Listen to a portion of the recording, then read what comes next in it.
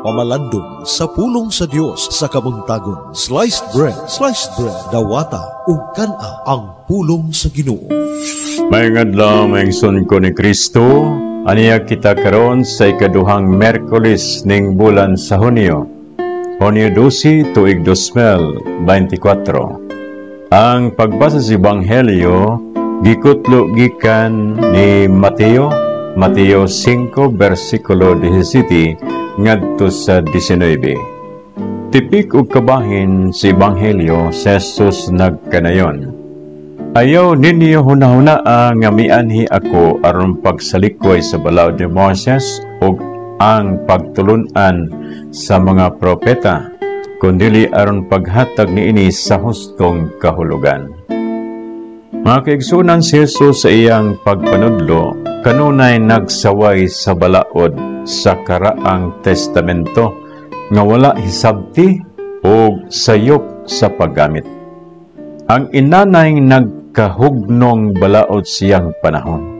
Si Jesus nagpaluyo sa tinuod nga balaod, ang balaod nga parihong gipaluyuhan sa mga propeta. Kini ang matuod nga balaod nga gipangayo na Jesus nga atong tumanon, mao ang pagpalapad sa karaan o nga gihatagan sa katumanan, ang wali sa bungtod. Magsilsil diha sa diwa og tamdanan nining tanan ang pagkabulahan. Unsa ang wali ni Jesus sa pagkabulahan kung Beatitudes? Una, blessed are the poor in spirit, for theirs is the kingdom of heaven. Second, blessed are those who mourn, for they will be comforted. Ikatulo, blessed are the meek, for they will inherit the earth. Fourth, blessed are those who hunger and thirst for righteousness, for they will be filled. 5. Blessed are the merciful, for they will receive mercy. 6. Blessed are pure in heart, for they will see God. 7. Blessed are the peacemakers, for they will be called children of God. 8. Blessed are those are persecuted who persecuted for the sake of righteousness, for theirs is the kingdom of heaven. 9.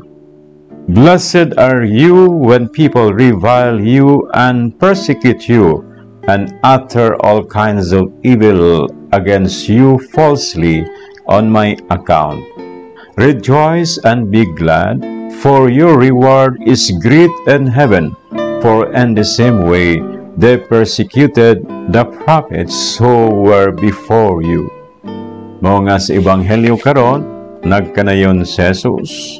Ayaw ninyo huna-unaa nga mianhi ako aron pagsalikway sa balaod ni Moises ug ang pagtulunan sa mga propeta, kundili aron paghatag niini sa hustong kahulugan.